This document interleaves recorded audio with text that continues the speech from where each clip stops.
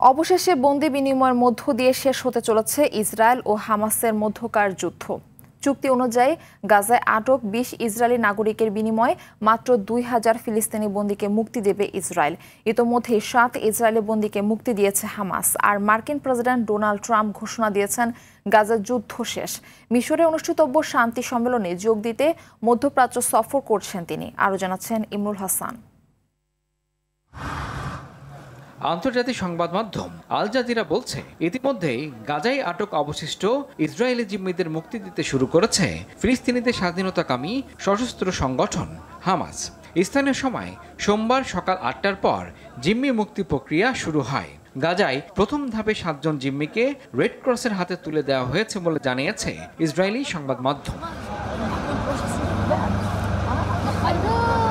বিনিময়ে প্রায় ২,০০০ ফিলিস্তিনি বন্দী ও আটক ব্যক্তিকে মুক্তি দেওয়া হবে। ইসরায়েল হামাস যুদ্ধবিরতি চুক্তির শর্ত অনুযায়ী হচ্ছে এ বন্দী বিনিময়। ইসরায়েলি কর্তৃপক্ষের হিসাব অনুযায়ী বর্তমানে গাজায় থাকা ৪৮ জন জিম্মির মধ্যে ২০ জন বেঁচে আছেন।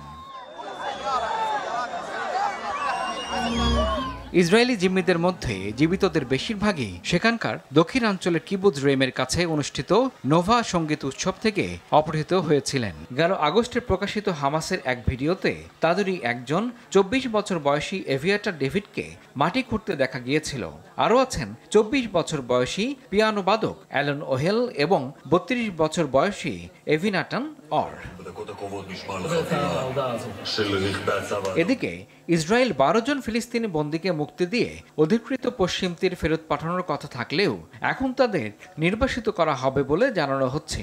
রোববার রাতে ইসরায়েলের পক্ষ থেকে বন্দীদের পরিবারের সদস্যদের এই সিদ্ধান্তের কথা জানানো হয়। এর ফলে ফিলিস্তিনের মুক্তি নিয়ে তৈরি হয়েছে অনিশ্চয়তা। অন্যদিকে মিশরে অনুষ্ঠেয় শান্তি সম্মেলনে যোগ দিতে মধ্যপ্রাচ্য সফর করছেন মার্কিন প্রেসিডেন্ট ডোনাল্ড ট্রাম্প। সোমবার ইসরায়েলি পার্লামেন্টে ভাষণ দেবেন তিনি। ইসরায়েলের পথে উড়াল দেওয়ার আগে গাজা যুদ্ধ শেষ হয়েছে এবং মধ্যপ্রাচ্য স্বাভাবিক হতে চলেছে বলে মন্তব্য করেন Donald Trump. Imrul Hasan, RTV।